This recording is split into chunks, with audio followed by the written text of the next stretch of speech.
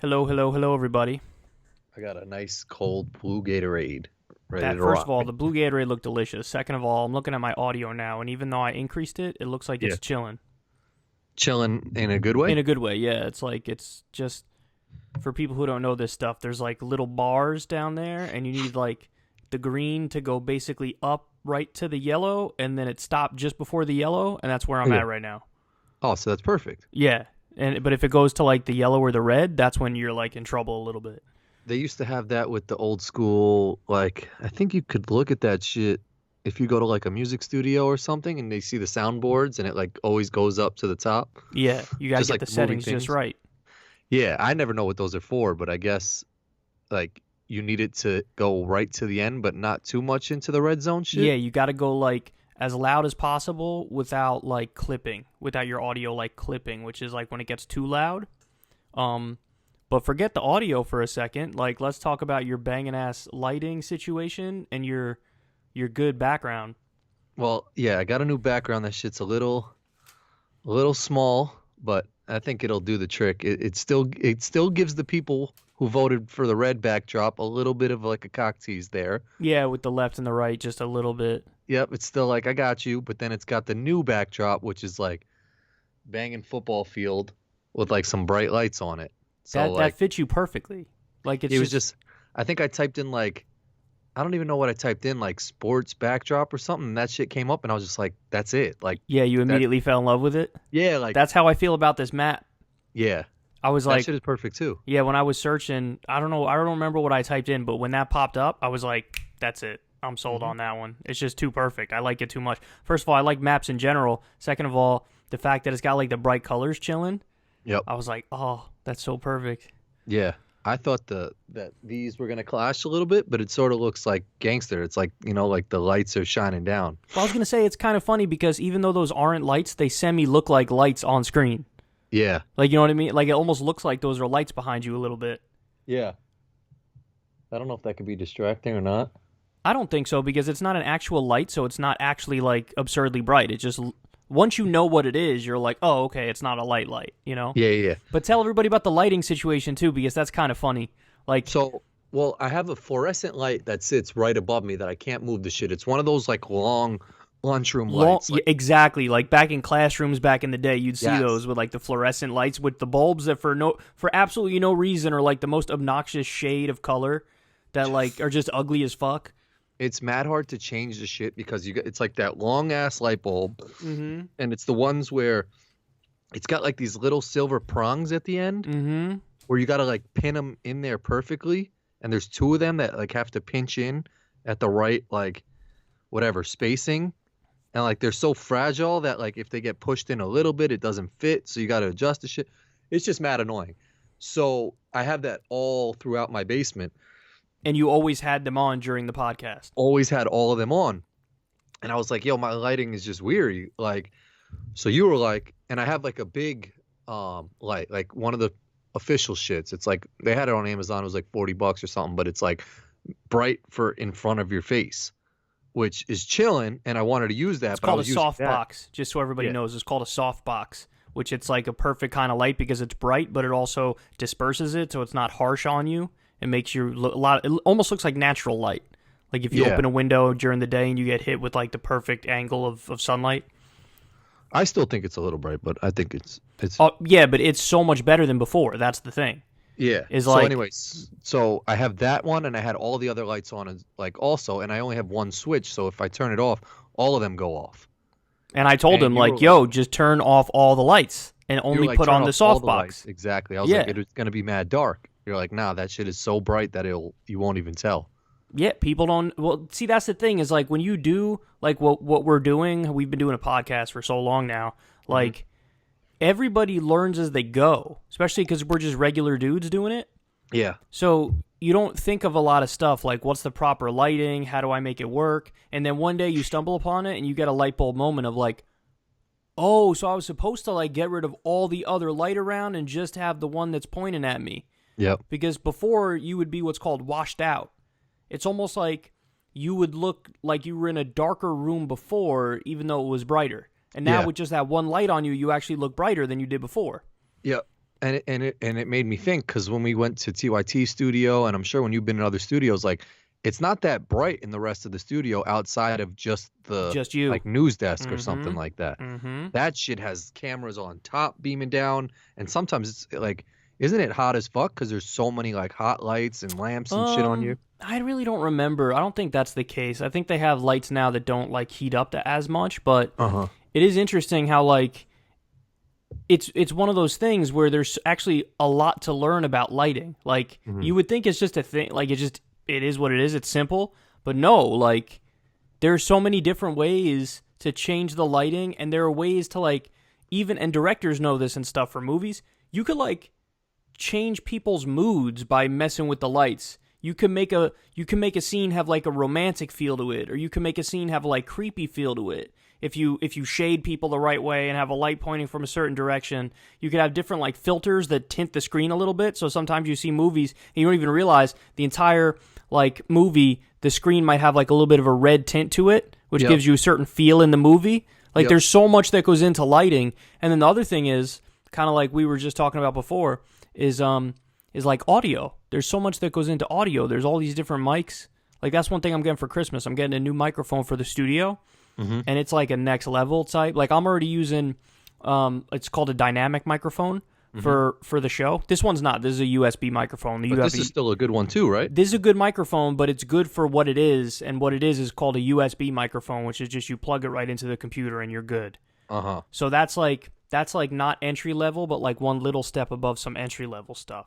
You know? I give mad people props just because they've stayed with our shit for so long, because it's like we've probably had bad lighting, we've had bad connections, and But here's the thing, in a weird way, that makes people like it though, because you think so? yes, because it has the like normal feel of like those are Authenticity just your shit to boys it. talking. It's not, they don't think we're not like looking down on them and talking to them from like a pedestal.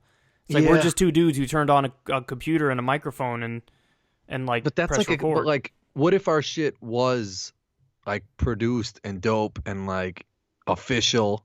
People would probably fuck with that shit a little bit more. Like, yeah, but if we had if we always said the same stuff we always said, yes. But usually there what was happens is there's like a marriage of like, when you get the super next level production, usually the content suffers because it's not as real. You know what I'm saying? Yeah, that's like what- usually yeah, it's yeah. hand in hand. that's like the hill people, like their shit. They're you the said only looks ones who official. manage to not come across as like fake when they have like the super next level production, you know? Yeah. Like they actually, the only people who pull it off where they have the studio like next level and they're still, like for me, my studio is good, but it still has more of like a podcasty vibe, whereas they have like the we're CNN challengers vibe. But You- they can't curse and stuff like that, That's right? the So, I only mean, thing is that they can't curse. But I don't even, to be fair, I don't even know if Sagar and Crystal, like, if they're people who do curse a lot. You know what I mean? Yeah, Like yeah. that might not be too much of a sacrifice for them. But anyway, for the microphone, so this is a USB mic. We have like a high level for a USB mic. My studio, the studio has a dynamic microphone, and now I just got what's called a cardioid microphone, which is supposed to be like Jesus. or condenser mic. I forget which one, which is supposed to be like the next level up. So my audio on the show should be like OD crisp on some like Howard Stern level stuff. But do you think people will notice that shit? Because like, Only the you people probably who- could have switched some shit like 2 weeks ago or something, and I would be like, it to me it sounds the same. You know, like So to answer your question, no, only I think a small percentage will notice because a small percentage might actually be interested in like audio and stuff like that. But then what I think is, my theory is that it's subconscious. So like let people don't realize it, but like they'll think in the back of their mind later on, like that actually was sort of OD crisp. It's like a subliminal thing, kind of like the thing. Remember when you and I always talk about the bright colors and like how Fox News has some Love OD it. bright colors? Love Like it. that's something that I think even people who don't recognize that and say it up front, I think it's in the back of their mind. Like Yes. it's the trick that works no matter what you do type stuff, you know? Yeah. So I feel I'm like about- the OD crisp mic is like that too, where it's next level. I'm about to go out on the fucking OD limb right here. So right now on ABC they've got it's like what is this called? This is Charlie Brown's Christmas. It's supposed to be an OD staple, but it doesn't fit the whole screen. It's got the black bars on the side. Yeah, they need that And for the the old colors stuff. just look sort of slate. Like it's not bad. It's bright enough where I give it the benefit of the doubt because it's Snoopy and like it's Charlie Brown and it's just a staple. But I'm about to hit everybody with some shit that is not that good, and I don't even think I've seen the whole movie. What? A Christmas Story. I've only seen that like once. The thing where the dude's tongue is stuck to the pole. Yeah, and he wears Pause. the bunny outfit and yeah, pause. And they got the lampshade with the leg and all that stuff. Yeah. To I me, only that saw that movie- once, and I wasn't. That's not like a go-to for me. No, but people like Target makes T-shirts of that shit, and like people will quote that movie up and down, and they buy souvenirs of that movie, and they just go crazy about that movie. But low key, the colors are mad dull, and that shit just seems like an old ass movie. Like it's a mad boring movie. You take it to the next level than me. Like I'm 100% with you on the color thing, but like the fact that you'll even use that in a discussion of the movie in general, it's not even like that shit is whack. It's not even like it gives it like a 3-point advantage to you. It's just like I'm done because your colors are whack. like people could probably say, and I don't think we have like older people that watch this shit. Or, We like, do. too We many have old some. people. It's overwhelmingly younger, but yes, we have some older folks. Yeah, so I think I'll Shout out to all my I'll older rock peeps with out me. there. Shout out to all the older peeps because I give you props for being on YouTube and for rocking with us, just for what it is. But I'm about to shit on you guys a little bit because, and I'm gonna see where you're at with this too because this falls into your category of golf. But I try to watch the movie Caddyshack, and I just wasn't rocking with that shit. And supposedly that's supposed to be maybe one of like the all-time great sport movies. So But the colors are so slayed, and it's just like the audio is slayed as fuck, and it's just like you really have to pay attention to like jokes, and it's just like to me that shit is boring. I tried watching it on a flight because I saw it and I was like, everybody talks about Caddyshack. Like Caddyshack is a staple. That shit's iconic. So I was like, I don't think I've ever seen it. Put it on the shit. It was like 15 minutes in. I was like, this shit isn't doing it for me. It's not bright. It's like, I got to really like put my volume all the way up on this shit and then listen a little bit even harder. So Caddyshack and A Christmas Story, fucking whack. before I respond to the Caddyshack one, what flight were you on? Where were you coming back from when you watched that? I think I was like maybe going to California. So like I was in a good ass mood. Was it for our shit? Or was it a different time you went to California? No, it was like, it was for some different shit. Oh, the one before? Like when you were just going before? Yeah. Okay, I remember that. Yeah, you were there like not even a month before. Yeah, I was there, less than a month before. But I just wanted to give it a try, and I was in the right mindset. I was in a good mood. Like, was excited. So I had to turn if it off. you had to ask me, Black shit. if you had to ask me, like, do you think I'll like Caddyshack? I would have told you no. Uh-huh. Because here's the deal with Caddyshack. It's one of those things where it's like it's the little jokes. There's like 5 or 6 jokes planted in the whole thing that are the only 5 or 6 jokes that are really funny that people talk about. And I could have just sent you like the YouTube clips of those 5 or 6 moments and been like, these are the funny parts that you might actually like or enjoy. Like there's one part in there that had me dying where there's Are they golf reference jokes though? No, not really. This one is just like kind of self-explanatory, but it's like I think it's like an old lady or old man trying to hit shots and just like so old, and they keep like swinging and like missing the ball and like duffing it, and then like they like hit it like a little bit, and then you hear the old person go like, "Oh, Dolly, I'm hot today," and that actually was kind of funny. I remember laughing mad hard the first time I saw You get that. the reference because it's like like what it is to hit a golf ball, and like she's duffing the shit, which is like a funny thing if you saw somebody do it on the golf course. But you can understand a duff is whack. Like you get that. Everybody gets that. You're trying to get the ball from point A to B, and they're not hitting it far. Like, yeah. But like, did you rock with Sandlot? not really. No. That's what I'm saying. They probably made a funny ass joke in Sandlot. Here's my theory.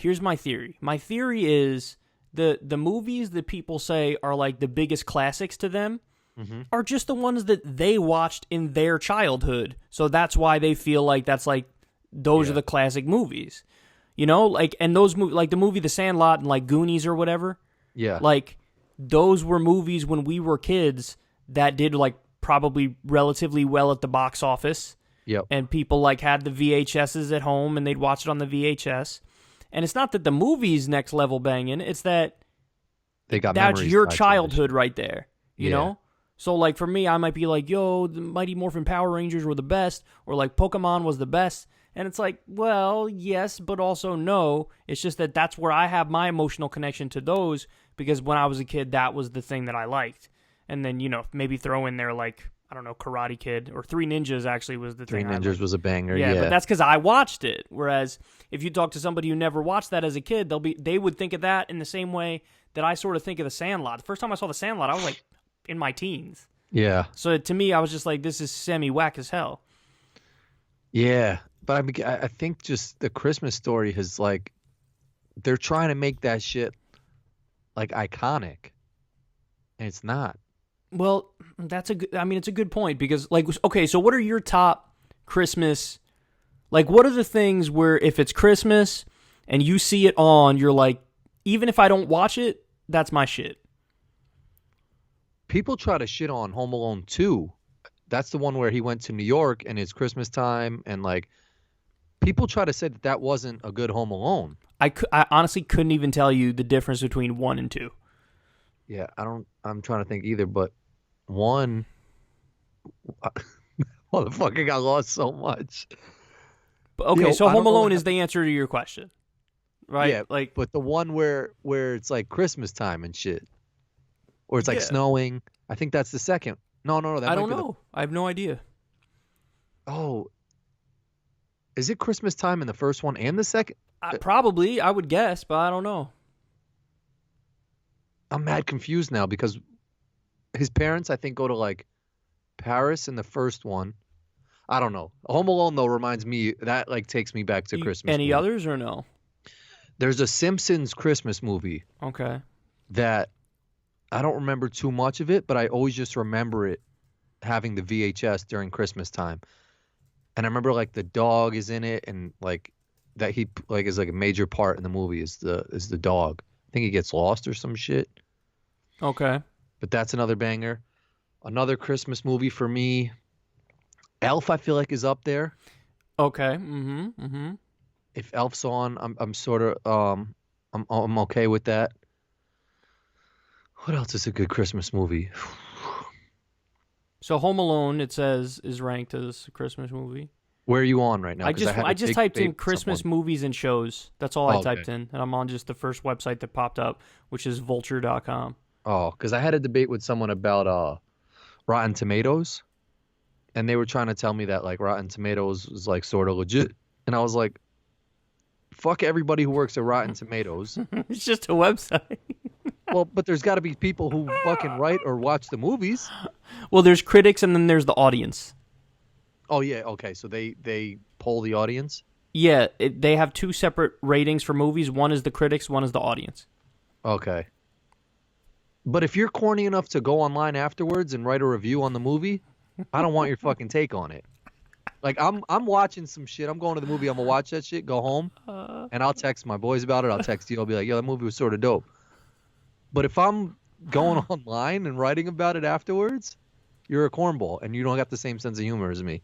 That's pretty funny. I mean, as a general rule, I agree with the audience more than the critics. Yes. Yeah, like I'm usually like vibing with what the audience says, because usually the critics overthink it Yeah. and they try to put their own little like spin on it as opposed to just keeping it super real. Well, and they're biased to shit too. Like the Chappelle shit, they just hated on it because he was like super edgy. And, Yeah, like, exactly. That's a good point. And, That's a really and good point. if it's a comedy thing that they don't think is funny, if it's like someone making fun of a girl or a guy, then it's like, oh, there's a whole bunch of bullying in this movie. Yeah, that's a good point too. You see how that is? I mean, like, the fucking I've been following like the New York Times shit. That shit is OD fucked up. Like they just straight lied. OD fucked up, man. OD. And if it wasn't for my segment where I literally told all you wonderful people to tweet them and email them, they wouldn't have changed it. They would have left it. They would have left the world thinking that Cenk Uygur said to to David Duke, like the most virulent anti-Semite in America. Like, no, you're not racist. Like, they tried to make it seem like he was agreeing with David Duke when the whole interview, he was just pummeling him the entire time.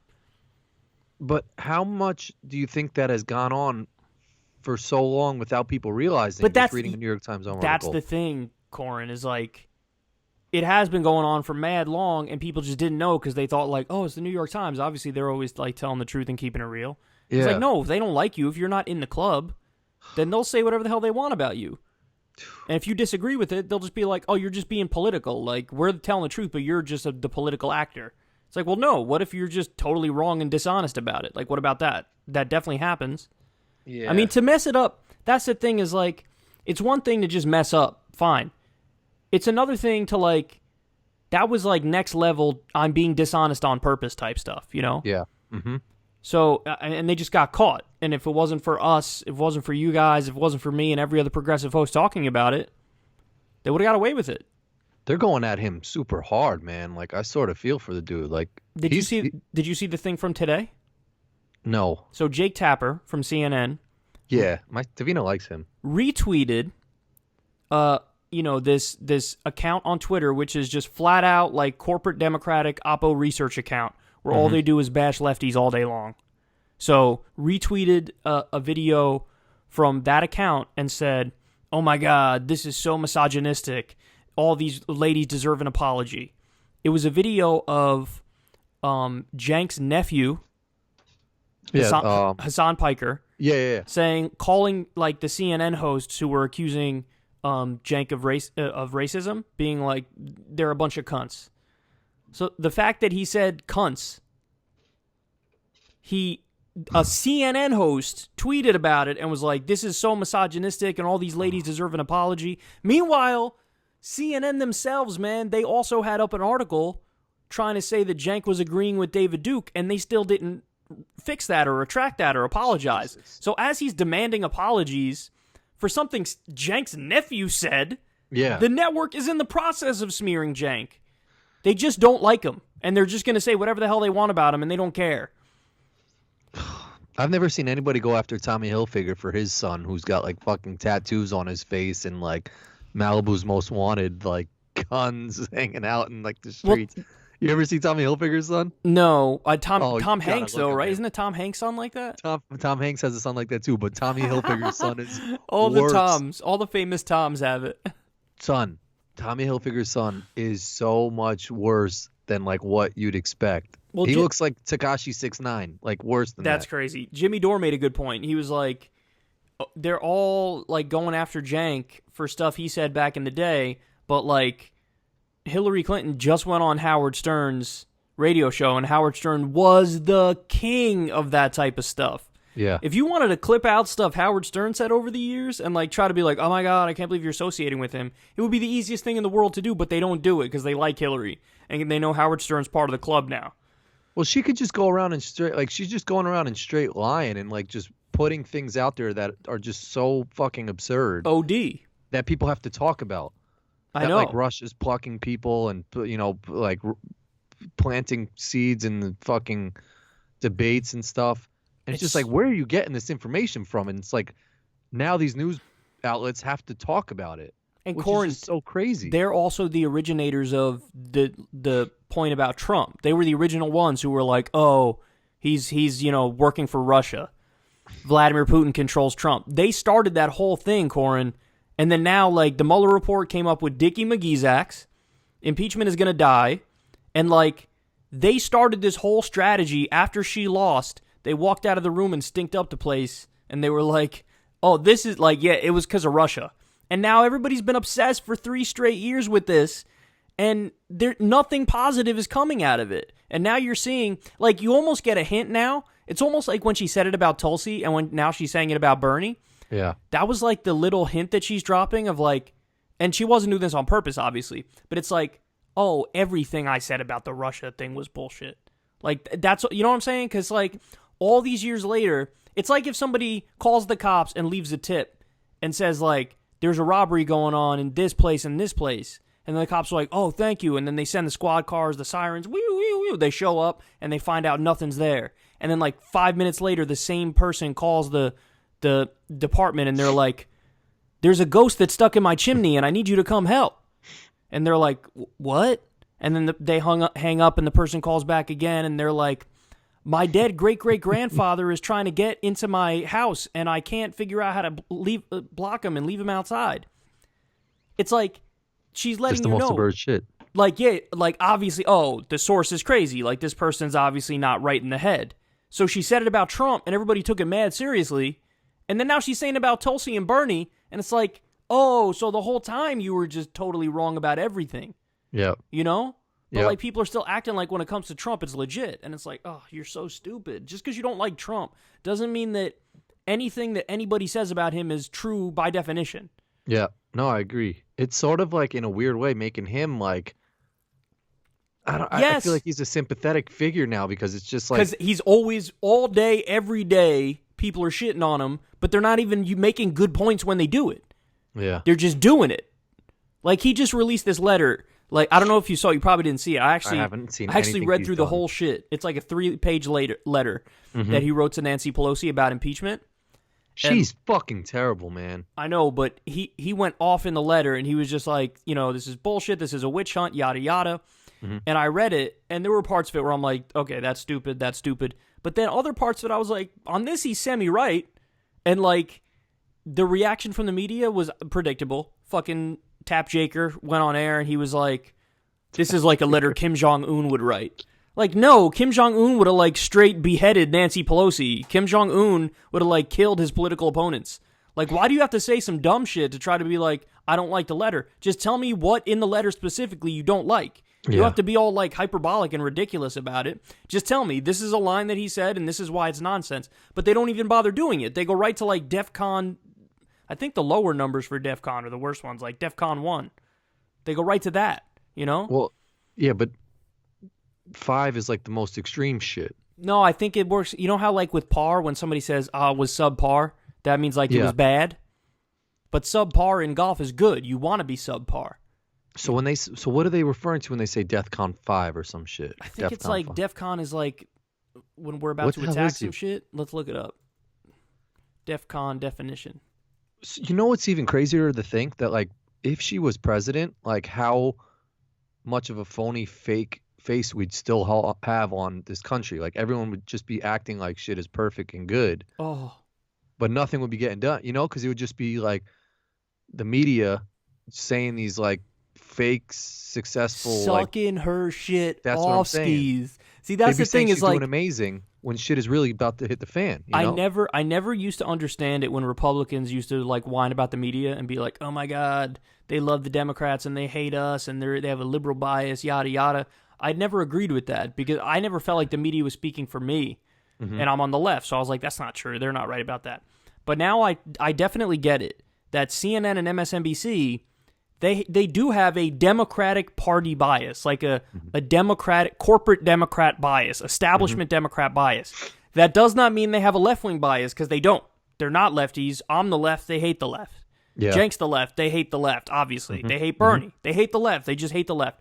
But they are corporate Democrat central. Like, if you're a centrist Democrat, turn on CNN or MSNBC, you're going to have a field day. You're going to love everything you see. And you're right. If Hillary was president, the coverage would be insufferable. They would be acting like she's the best president in U.S. history. Person of the year. And she'd, like, exactly. And she'd be doing, like, the most standard shit that's not even... Like, don't get me wrong. I don't think she'd mess things up as bad as Trump. Like, she would have never pulled out of the Paris Climate Agreement. She would have never pulled out of the Iran deal. Like, certain things she would have just left alone. Like, the tax rates that were left under Obama, where the top rate was, like, 39%. She would have left it like that. Trump cut it to, like, 35%, went back to the Bush numbers.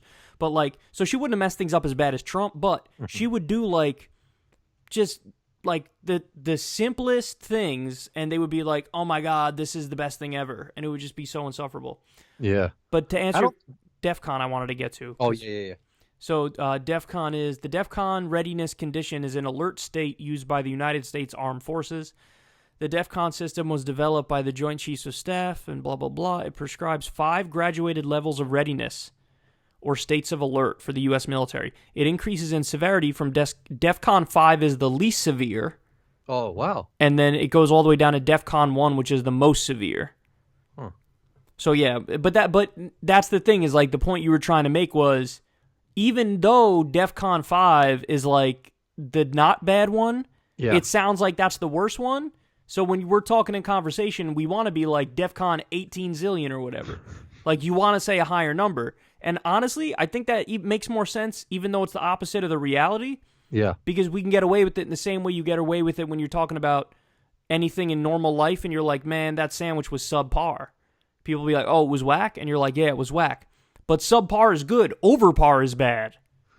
You know what I'm saying? Yeah, true. Yeah, but for hurricane, category 5 is the worst. That's right. Which is the opposite of the DEFCON shit. That's right. Mm-hmm. I don't know why everything's got to be so difficult. I know. It's the Just same make thing. one standard shit. I mean, listen, my whole life I've been raised with Fahrenheit for temperature. But like, let's just be serious about how stupid it is. Because when you go like anywhere else, it's a Celsius they shit? use Celsius and freezing is 0 degrees. Yeah. So when it's 0 degrees outside, it's like, yeah, that's the point that water freezes. 0. Yeah. So when they say it's 0, that means it's R 32 degrees. Like, why is 32 freezing? That's just so stupid. I don't know. Anything under 32 could turn into like an ice block, and anything above 31, your shit has potential to be frozen. But we just should have learned Celsius. Like, that would have been so much better, wouldn't it, if we learned the metric system and whatnot? Yeah, probably. Because it's just like, obnoxiously weird. That shit. What'd you say? Chefs use like I think I had to know that. I think I was applying for a food service job, and they asked me like what temperature the fridge should be or something like that, and it had to be like not below freezing. And I didn't know. I think it was 32, but I didn't know that shit. That's a weird question to ask you. Why can't they should just tell you? Like, you're just supposed to know that? Well, no, because I like had to be in charge of like the food in the fridge, so I'd have to know what the but fridge temperature is at. They're asking you that during the job interview? I think so, yeah. If I remember correctly. That's super weary because they should just tell you like, oh, if we hire you, you got to keep the fridge at this temperature, and then you do it. Yeah, like I'm applying for the shit when I get trained. I hate it when they do stuff like that. It's like for all jobs, they try to hit you with like, oh, you need experience. And it's like, well, then how the hell am I going to get my first job? Mm-hmm. If you always need experience, how am I going to get my first job? Yeah. You know what I'm saying? Like nobody ever stops and thinks about that. Like every job asks you for experience, but if you're just trying to get your first job, you obviously don't have experience. Yeah, and even if it's like some like McDonald's shit, which you could get an entry-level job, they're going to say that's not good enough experience for your next shit. That's what I'm saying. Yeah, all jobs are fucking stupid. I mean, like, the whole fucking system is just so stupid. Yeah, it is. All right, so here's my question for you. Am I wearing an old man zip-up? Does this look like an old man shirt? Let me see the zipper move to the right a little bit. Low key, right? A little bit. Low key or high key? It's high key because you would have been said low key. I'm trying to picture it like if you wore that shit to the hood or something like that, they may clown you on it. Yeah, but the hood they might hit you with a couple like, oh, would you just come out the retirement home or some shit like that? Like they might hit you with some shit. Yeah, but low key the hood loves me. I know, but they still might crack a couple in there just to like they'll rip on me. They might hit you with some shit that they wouldn't hit you with if you were wearing some fresh hoodie or some shit. That's true. Yeah. So I was putting the reason I'm wearing this number one is because that shit looks like some Eddie Bauer shit or something like that, which is semi like weary. That's as hell. Some older shit. Like yeah, you're that's about some to go old fishing man. Or something. Like yeah. I'm 72. Yeah. Yes. This is like Trump might wear this. There's like a 4% chance that Trump wears this on an off day. Al Gore has that shit in his closet. 100% Al Gore wore that shit yesterday to some dinner. So I'm wearing this because it's really comfortable. But then also I was like, I want to wear that particularly to ask you the question of does this look like I'm an old ass man wearing this? Yeah, I actually bought something similar to that, but I either have a hood or no hood. I don't like the in between like. Yeah. Because we should tell everybody how you swayed me on the pants. Which pants? Soccer pants. Oh, did you get a pair? I get a pair. I got like 4 pairs. Oh, seriously? Yes. So let me give everybody the backstory. So for the longest time, I've always been in like an open bottomed sweatpants dude. Yeah. where I like the looser bottoms. But now, here was my rationale, Core, because it wasn't just like it came out of nowhere.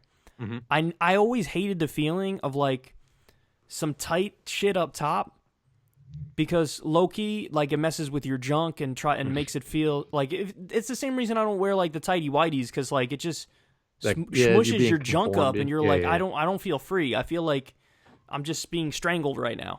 See, I look at it as the opposite. Yeah, as the like, support. You look at it as support.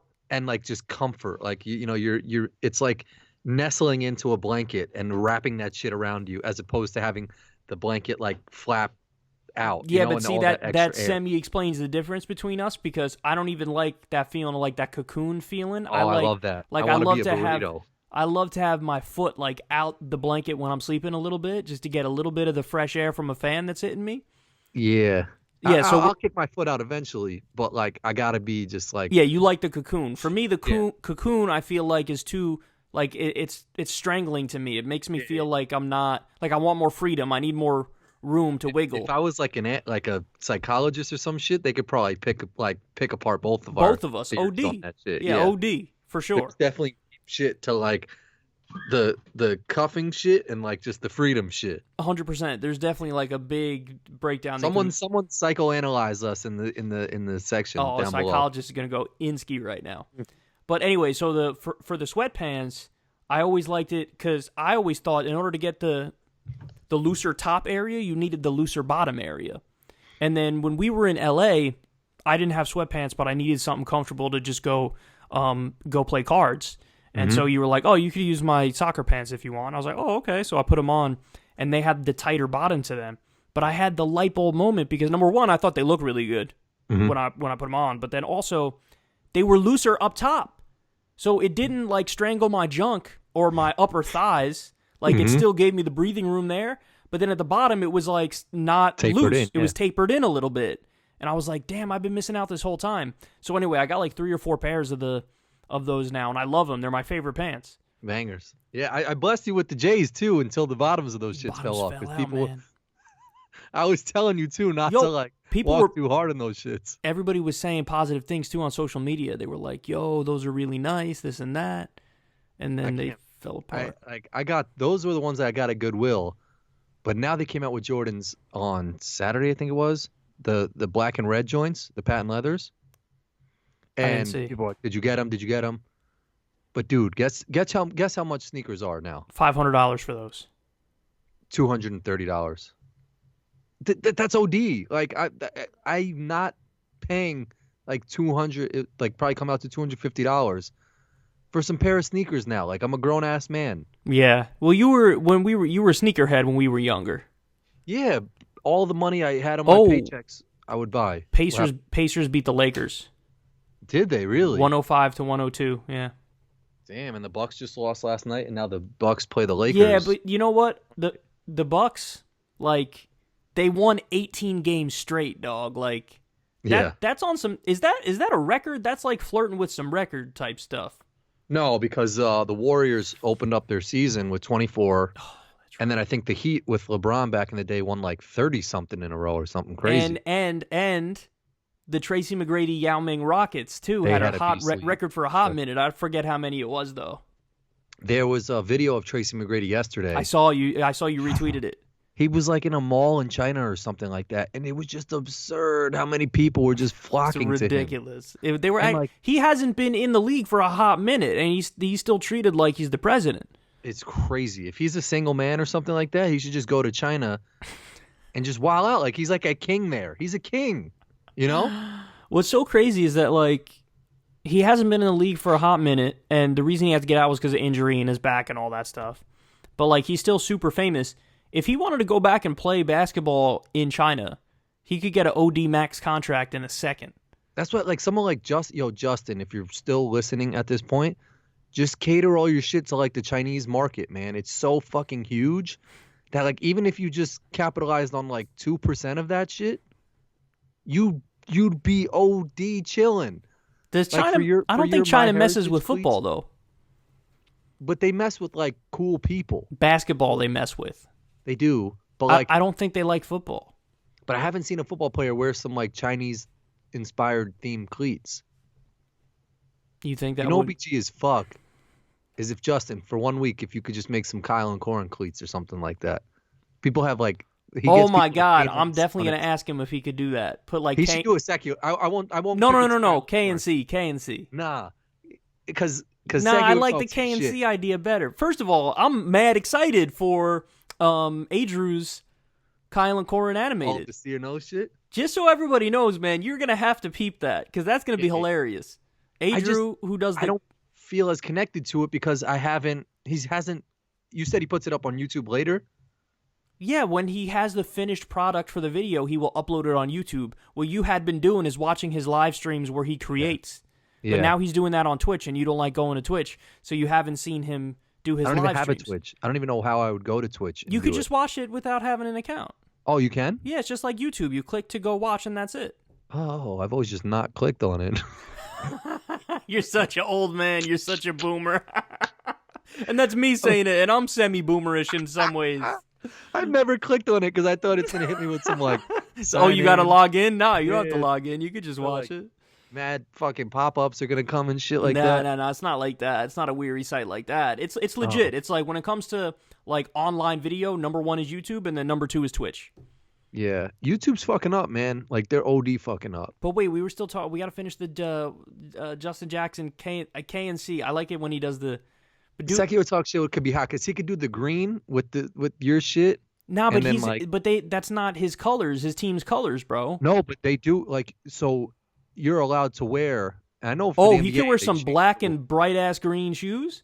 Yes, you can wear whatever color cleats now. I think Justin, holla at your bizarre. that would be easy. So I think because 2 weeks ago he wore like some spider web shits Oh shit. and they might have been for a charity or something like that. So he sort of has to finagle it. Charity, forget that. Secular talk. No, I'm just kidding. K but and no, C or secular talk would be banging. Do Yeah, the secular secular talk- talk colors with K and C on it. That'd be banging. that would be dope. And then do China the following week, man. I'm telling you, and just You and your like tweet China out a thing. picture. Nah, don't do the China thing because they're committing to genocide against Uyghur Muslims. Yeah, So- true. Yeah, stay away from And, China. and they're fucking up Hong Kong right now on some shit. Yeah, true. But the Adrew thing, yeah, no, the final version will be on YouTube, and then you'll be able to watch it. So just so everybody knows, Adrew does he does the secular talk animated, and then he also has been doing Kyle and Corin animated. And Yeah. Talented. let me tell you guys something, man. He's super talented.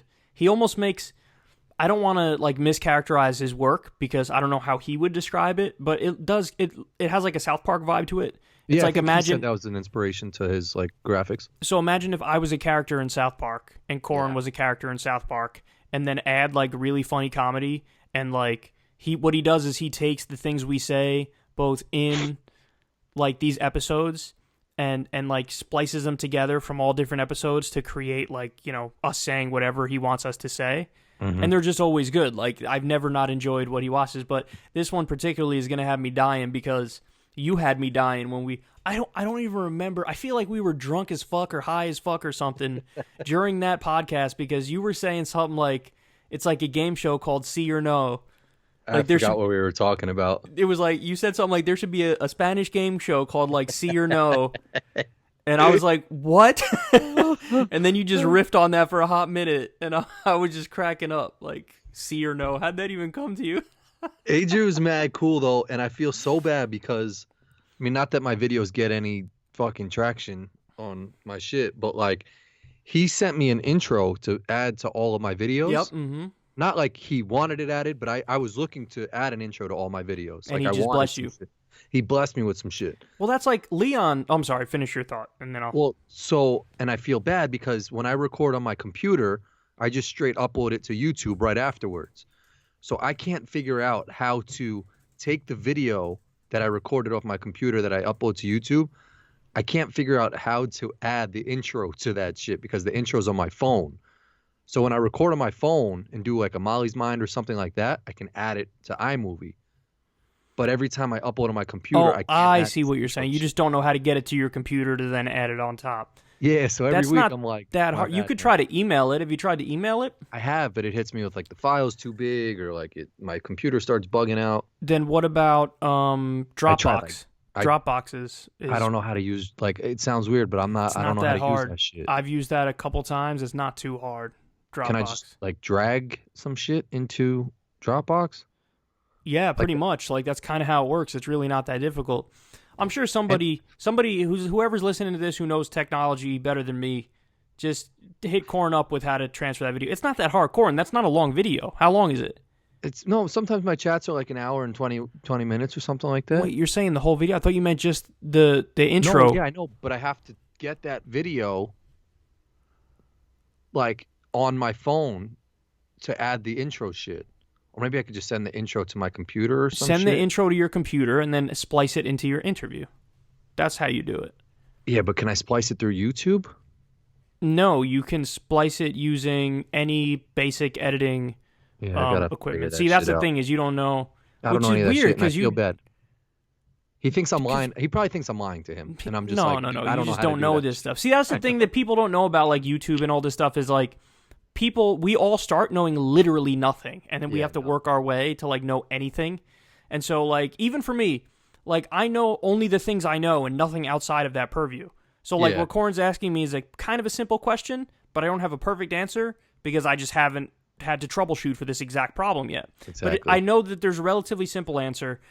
Based off everything you described to me, what I would do is make sure I send the intro to your computer and then save that file in your computer anywhere you want. I just leave it on the desktop, your little intro. That's what I do. And then I would just find a way to splice it into your interviews. But I happen to know you use the same equipment that I use for your interviews, and it sends it straight to YouTube. Yeah, and it doesn't give you an option for even iMovie or something like that. Yeah, see that's what fucks me up. Yeah, but that's the thing is you might, if you really wanted to splice that stuff in, you might have to switch the software that you use for your interviews so that so that you don't have to send it straight to YouTube. Because it's true that the recording program that we use, the option is just send it straight to YouTube. Yep. Which is why, but people like that about us because we don't do any editing in this. This is just raw and just go. But yeah, in some instances, you want editing, you want to splice that thing in. That's why I take for granted, like, everything. It's so awesome. Everything. Well, like, yeah. Even just talking to you on Tuesdays, like, knock on wood, for the most part, like, we really haven't had too much Wi-Fi issues or nothing like that. Whenever I do a chat with someone, OD, their Wi-Fi's fucked up, or like the lighting's whack on their part, or they're like just not sitting in front of some regular shit. Like my last chat I did with the kid from New show, who's a chef, but the audio the whole way through was like his voice didn't match up with the shit, and I was just like, fuck it, I'm not redoing that shit. I'm just posting it how it is. You know, not for nothing, that's like the freaking internet companies should be better. Like they should be better. They're not that good, and it's really annoying because I'm sure he pays like $100 a month for it. Yep. And they just hit him with like a really low quality internet. And like the only reason that our thing goes mad smoothly, I actually have multiple options here for my internet, and sometimes I accidentally leave it on the wrong one, and then we get choppy when I do that. Every time we've ever had a problem is because I clicked the wrong internet here. But I do have some high level like business internet for the show and everything. And so when I click that one, we're good money. But anybody who just pays for even like a fucking cell phone. That's my point. Is like make it work. Like what are you talking about? A month. Like that's what I'm saying. I shouldn't drop a call. I shouldn't, when I go to another state, have to fucking like be by a cell tower. There should dead ass be laws as like this is the minimum internet you could offer. You can be able to offer, because if you're offering dude some internet where like you said a basic Skype call is choppy, it's like no. He's paying like $100 a month or whatever it is. Treat him right. Like it's got to be hit a certain level, you know? It's not that hard of an ask to fucking like. It's a lot of money. It's like, and there's no, like nobody's held accountable for that shit. Like I can't call the fucking CEO of Sprint. A lot of places only have one option for internet core. A lot of places around this country, you have one option for internet. Well, New York, like New York City, I think it's like just like Cablevision and maybe some other shit. Like there's such a monopoly on cable. Dude, let me tell you something. You're lucky if you have, like, I think where I live, I think we have 3 options. Mhm. And that's a lot compared to a lot of places around the country where they only have one option. And then if they have a problem and they call up customer service, they're screwed. They'll be on hold for like 2 hours and they don't get back to them and they don't care because they know, what are you going to do? You can't go anywhere else. I should get back up like satellite, you know? What do you mean? Some satellite TV type stuff, some satellite, you know what I'm saying? Like, because I don't have that. I think I have Verizon. Fucking worse when that shit rained. You remember like the old school dishes, like Dish Network? Yeah, but they've gotten better. No, I don't know. Those shits would like every time it rained, that shit would be out the whole fucking time, and I'd be like, "Come on, man!" Like it'd have the black screen and the blue bar on the bottom, like searching for signal. Oh, so you had one at one point? Yeah, we had a dish in our show on the side of that, maybe on the roof or something like that. I didn't even know that. I also had TiVo back before, like you could stop and record TV. Oh, so you had TiVo? The original? Yeah. Mm-hmm. TiVo was like the first shit, and it would be like boop, boop, boop. It's like the triple fast forward shit. You know what's funny? It's always funny when like I love TiVo. When older people are like, and people are gonna make fun of us OD right now because we semi fall into this category as well. Mm-hmm. But like when old people are like consistently 10 years behind on some technological shit. Yeah. And like I feel like you could talk to somebody who's like 65 right now and they'd be like, I just got a TiVo and it's great. I feel like we're in the sweet spot with trends because as much as TikTok is hot or whatever, that's still like people are like, I'm not fucking with that shit.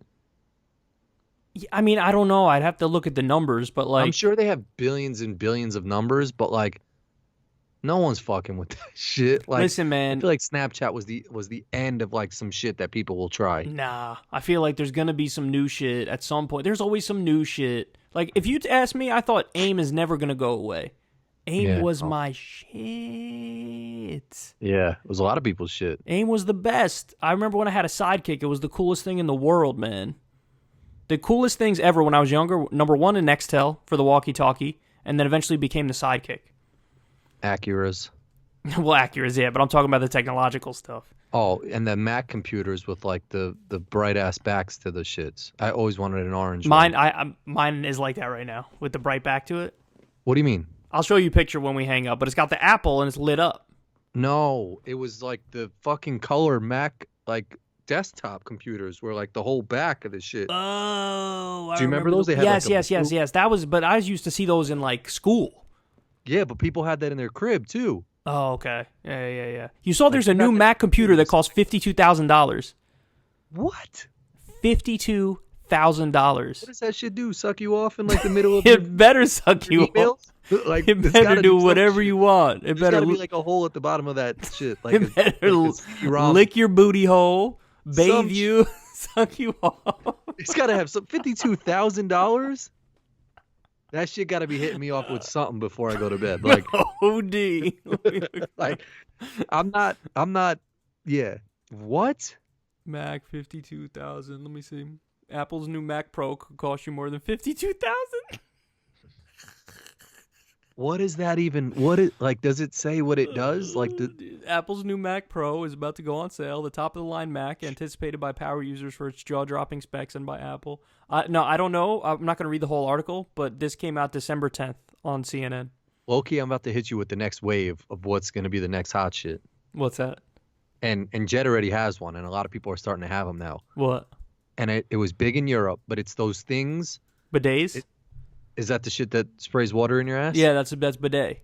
Yeah, everyone's having those now. Son, let me clue you in on something real quick right now. I'm a little nervous, and but I might try and right get now one. I'm like low key speaking all like the white people in the audience. Black people get down too. Molly will take offense to that. I once made a reference like white girl Starbucks drink or something. She was like, "Oh, you don't think like black girls?" No. Drinks She's not going to take offense to it. When I finish the sentence, she's going to be like the opposite. She's going to be like, "Yo, Kyle was OD on point with that." That's what she's going to say. Okay, I'm going to play this for her. Like, because I've heard about it from people who are part of various minority communities. They've told me like, "Yo, y'all white people are messed up for not cleaning your assholes." They think it's the grossest thing in the world that people just use toilet paper. Like I agree. If you just use toilet paper, think about what you just did. You took a shit, and then you used toilet paper, and you wiped the spot where the shit came out with just dry ass like sandpaper stuff. You're basically just smearing it in between your cheeks. And even somebody more. made a good point. I forget who said this, but imagine a baby takes a shit, and you're changing the diaper, and the shit gets on like your arm a little bit. What would you do, Corin? Would you just take a little piece of toilet paper and just wipe off the shit? Or would you take like soap and water? My whole shit. You would like take a shower, take soap and water, and like wash the spot or whatever. So why on earth does anybody think like, oh, after you take a shit, just use toilet paper? You know what I'm saying? Was that your microphone that just hit us with the chirp? Yeah, I don't know what I put my head too close. But it's so true. But like low key though, minority communities for a hot minute have been like judging the hell out of white people and been like, y'all are gross because we all wash our assholes. Yeah, but they're saying that shit. Well, they don't have the bidet shit, so they're doing the same shit as us. But they sell like you're thinking the European bidet, which is like literally part of the bathroom. No, they have some shit now where it's like you plug it in next to the toilet, and it looks like I think like an outlet, like one of those long outlet. Right? Yeah. Those existed for a hot minute though. That's what I'm saying. Oh, really? It's like people have been using those since '88. Oh, damn. So for me, I don't have one of those, but back in the day, I was using for a while like the wipes, the flushable wipes. Yeah. But then everybody got at me and they were like, "Yo, they're actually like not really flushable. They just say they're flushable." I don't give a fuck. Them shits cleaned your ass way better than some toilet paper. OD, and they're great. But I listen to everybody in the sense that what I got is instead the sanitary toilet spray. So what you do is you take toilet paper and then you spray this like sanitizer stuff on it, which is made. It doesn't like turn the paper to like it doesn't like, shred the paper. It basically makes your toilet paper into a flushable wipe without ruining the whole septic system or pipes or whatever. Whoever invented the bidet is genius because when you have like an over aggressive toilet that when you push the handle down and that shit is like a firm handle and the water like OD spins around, it's like and like some of it will sprinkle up on your ass. No, it's good. It's like it's sort of refreshing. Well, so now imagine that, but like a fucking like stream of that shit, like a hose. Well, yeah, Japanese toilets are next level because the Japanese like low key run the world OD because they that top of the line toilets, Japanese toilets, where they have like perfect bidets built into the toilet, where you could just press a button and then it comes out and sprays your asshole. I can't safely say I've ever used a bidet. I'm still a little nervous to have something be sprayed up into my ass. Well, no, it's not like it's on some dildo stuff where it just goes deep. Like it just gives you the right amount, But I don't even know what the right amount is. Like I don't want something like even the water spritzing up from a hard flush gives me a little like ooh. I can't imagine like a... No, you're about to find out that you love it. You're going to be like, oh my God, this is amazing. Although I'm saying that, but I never used a bidet. I just used the flushable wipes and the spray stuff. I trust my brother's opinion, and he's got one next to his toilet, and he was like, that's just what's up. No, listen, I will say this. If I ever don't have the flushable wipes or the spray, then I am 100% team bidet now. Because you should look. I'm gonna look to get the extension. It's not like a whole process. Like you just buy one thing, and then I think it just like sits over your toilet or something. But it's not like you have to have a plumber come install it. It's literally like I think you plug it in, and you could be spraying your ass in no time. I sound like all right. So here's the thing: you're gonna buy it, and then you're gonna tell me how you like it because you could be spraying your ass in no time. You're gonna buy it, and then you got to tell me how you like it because. That's got to be the next ager thing is me and you just talking about bidets and just spritzing us on the But toilet. I'm mad sold on just the sanitary spray stuff. So like if you could sway me off that with the bidet, then I'll do it, but you got to hit me with a Corin guarantee. Yeah, I'm going to check it. I'm going to check it out. Yeah. Cuz I'm team spray as of right now. But I'm definitely 100% off team just use toilet paper. In fact, I'm like disgusted that for the first 25 years of my life or whatever it was that I used just toilet we're paper. All easy too. Sometimes like it's like you got to rush back into work or something like that, or like you've been in the bathroom too long at the restaurant. You don't want to make a hot box. You'll underwipe and like that shit'll still be chilling in the cracks, until for God knows how long. And then you got to counteract that, you're about to put the bar of soap in your ass that you share a house with and like your kids or something like that. So now they're going to get contaminated with some shit soap because you didn't wipe your ass fully at the restaurant. That's the other thing that black people have told white people for a long time now is like, why the fuck are y'all not using washcloths? Because white people stay using just the bar, and black people use the washcloths. Yeah, I've never really used the washcloths. I've never gotten down on a washcloth. Because you're white as hell. That's why. And I'm white as hell too. So my family, we did the same thing growing up where we just had the bar of soap. And then, you know, if you really think about it, if you got a whole family there, like you could see a little hair chilling on there. Yeah, like, but I just wash that shit off or like yeah, but like if you really stop and think about it, like that bar of soap could have just been in somebody's ass. And now you're about to use it. It's all up in my ass. So whoever listens to this in my family, if I'm showering at your house, it's a wrap for your bar of soap. That's what I'm saying is like, and I'm saying that's why black people have been looking at white people for a hot minute. Like, I don't know what y'all are doing, but you better get some washcloths. They're just going to put the bar of soap on the washcloth, and then you're going to put the washcloth all up in your face and stuff like that. No, if everybody uses their own washcloth, then you could take the bar of soap and put it on the washcloth and put the soap back, and then you clean yourself with the cloth. So only the cloth has been in the nether regions. Got it. That's genius. That's a valid point. That's just as genius as the bidet thing. Like, both those things are genius, and it's sort of a travesty that not everybody agrees to all that. Yeah, that's a good point. Do you have a squatty potty? No. But you told me about that. That's the thing where it puts you in the right position, right? Yes. And you said it's a game changer, right? OD game changer. Damn, just that's like crazy. And they have this diagram that they use in like their commercial selling it, and it like shows an animated person with their legs just on the floor, and like the shit just looks all like clogged, but then it shows their feet elevated and it like opens like up their whole system clearly. Semi-genius, man. This shit was a Shark Tank convention. Damn, that is crazy. I can't believe that a thing as simple as like shitting is not done in the simplest way. I know. You know, like everybody's somehow shitting wrong. I low-key give my dad mad props because we used to go on road trips and he would always keep some wipes like either in his back pocket or in the car or something Flushable like wipes? That. That's genius. Flushable wipes. That's I don't genius. know if they're flushable or not, but like, yeah, wipes. Yeah, if you don't have some wipes in your house, you definitely have like a crinkly old ass with some duty stuck in there. All right, so there were things I had written down that I forgot to mention while I still got a pending tweet with mad topics that I haven't checked yet. You should pull that out. But actually, one of the things I was going to say was when you were bringing up Adrew. Yeah. And how he blessed you with that intro. Yeah. Like, first of all, Adrew decided a hot minute ago, like, oh, I'm just going to do like a cartoon of Kyle.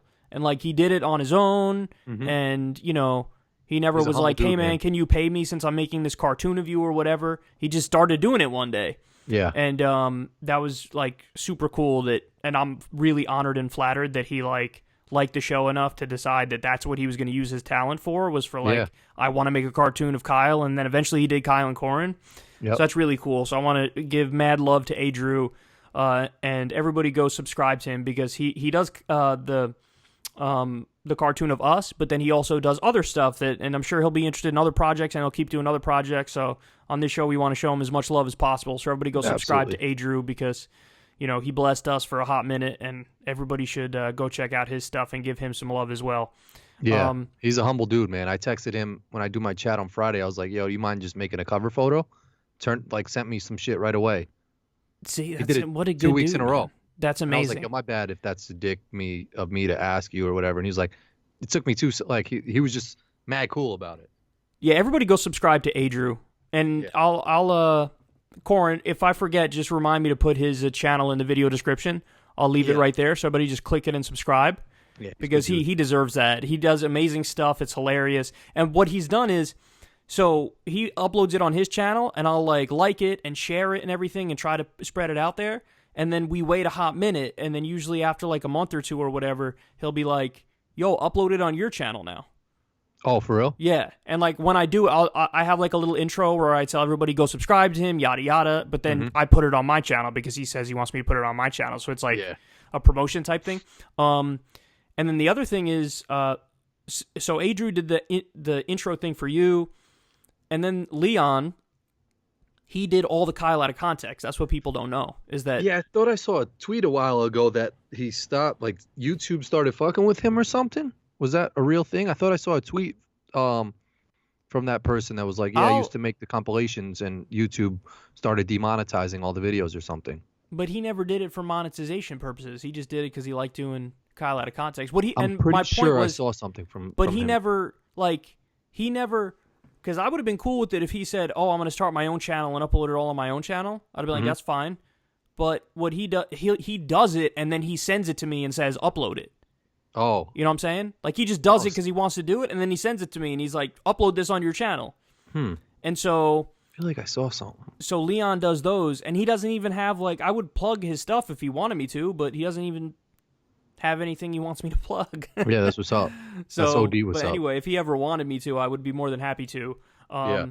And also, Leon always, he likes Kyle and Corin too, and he'll always hit me with, like, sometimes the polls. He'll be like, ask this question. And then other times, like he just did today, something I'm about to bring up right now, which is something that I wanted to talk to you about because I think it's a really interesting question. Yeah. Have you heard of the trolley problem or no? No. Okay, so let me tell you what that is. The trolley problem is like this like ethical conundrum, this like moral conundrum.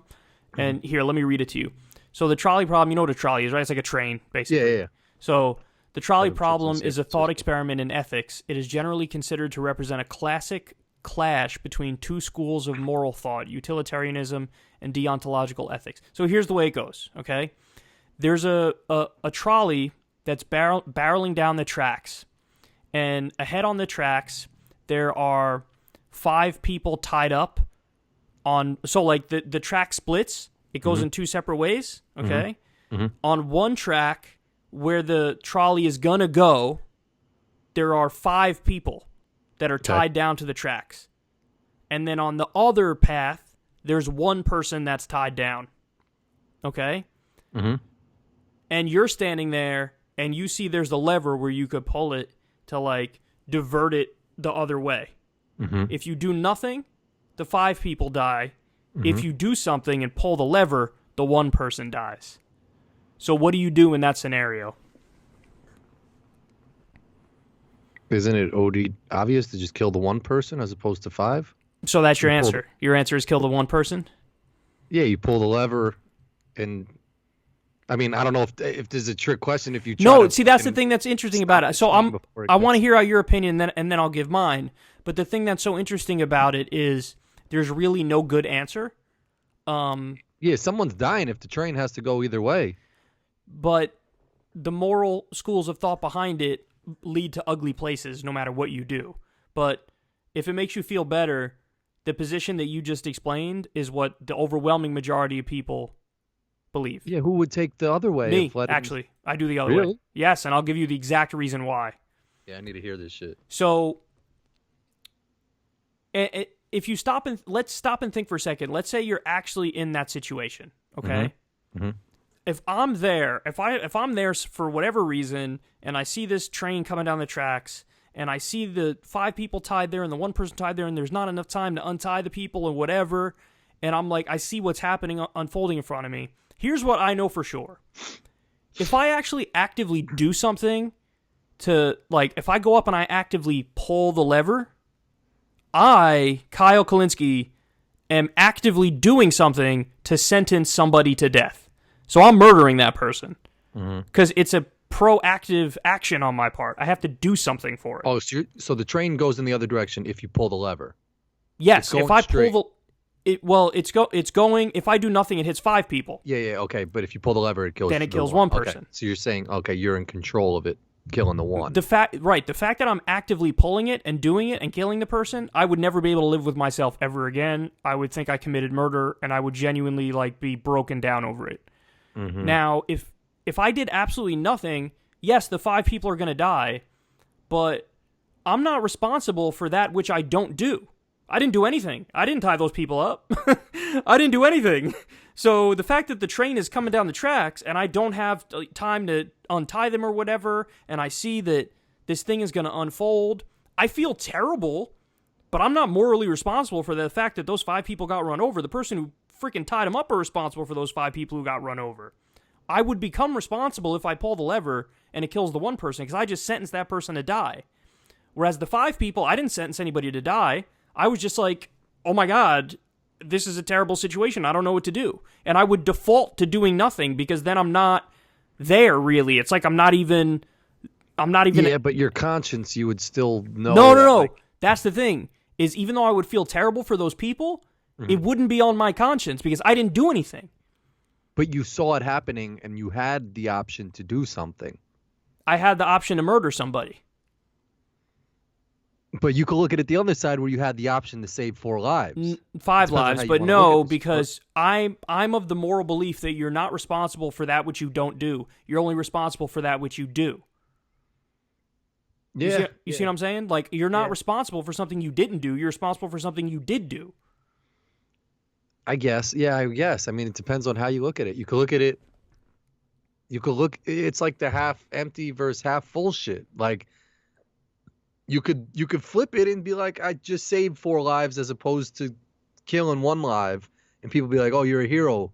You know, if the train went the other way, 5 people would have died. But then, yeah, I don't know. You committed murder. You killed that one person. You sentenced somebody who was otherwise going to live to die.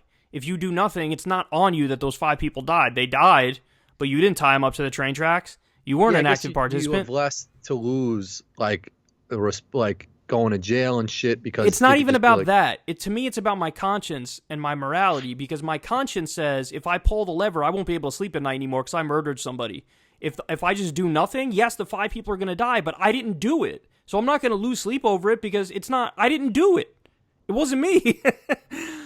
Whereas in the other situation... Yeah, but it's just such a difficult... Like, if you saw, like, someone about to go in and rob a bank and he had a gun and stuff like that, and all you had to do was, like, trip the dude or something like that, and you would have prevented the shit. That's not a good example because you feel like maybe that dude will turn around and shoot you. So are you really going to do that? I don't know. But listen, here's the argument that really swayed me and made me realize, like, oh... I'm really set on my position on this, is, so by the logic that you believe, and I think it's over 80% of people agree with you, by the way, that you pull the lever and have the one person die. Okay, so most people, overwhelming majority, agree with you. That's just me. It feels like the easy answer, but when you break it down a little bit more, yours makes sense. Yeah, well, again, that's why it's such an interesting question, is that it's an ethical conundrum and there is no right answer and it's a difficult thing to explore. But the thing that really made me go, so everything I described is one of the reasons I feel like I do it. And granted, that just comes down to like how I feel about it. Like, I know I would feel guilty if I pulled the lever and one person died. I know if I did nothing, I'd feel bad, but I wouldn't feel personally responsible if I did nothing because I just didn't do anything. I'm not responsible for them dying. I just happened to witness it and be in the wrong place at the wrong time type stuff. But, so I believe the ethics that you were describing there, your position on it, is called utilitarianism. And the whole idea of utilitarianism is like, do the most good for the most people, basically. Now, by that logic, let's say you have 5 people in a hospital who are patients and who are dying, and they each need an organ transplant, different organs, let's say. Somebody needs a heart transplant, somebody needs, I don't know, whatever, kidney transplant, somebody needs a liver transplant, somebody needs lung transplant, whatever it might be. By your logic, there are 5 people who are sick. They're going to die if they don't get the transplants. You should go find the closest person who's healthy, murder him, take his lungs, take his liver, take his kidney, and give it to all the people who are about to die. And then that would save their lives if you did that. And then instead of 5 people dying, only 1 person died. But since only one person, since you're only killing 1 person, that's better than those 5 people dying. So that's why it makes sense to do it. But everybody hears that, and they're like, no, you don't do that. That's crazy, right? And everybody's like, yeah, that's crazy, but that's the same logic to the pulling the lever.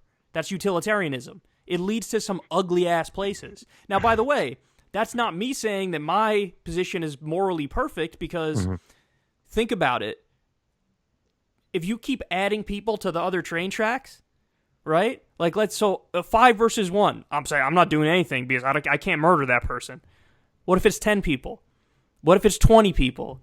What if you have a line of like 4,000 people on one side and the one person on the other side? Then you gotta just fucking kill the one person. That's what I'm saying. Like, at some point, like, that's the thing. There's no good answer here because it's such an ethical conundrum. Yeah. It's tough, man.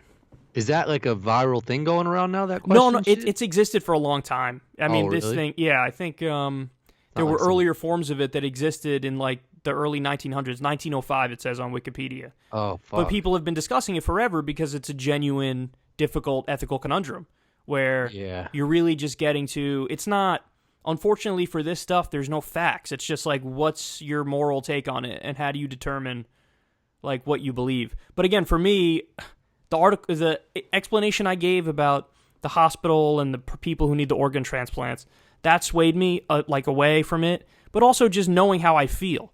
Like, I would really feel personally responsible if I pulled the lever and sentenced one person to die.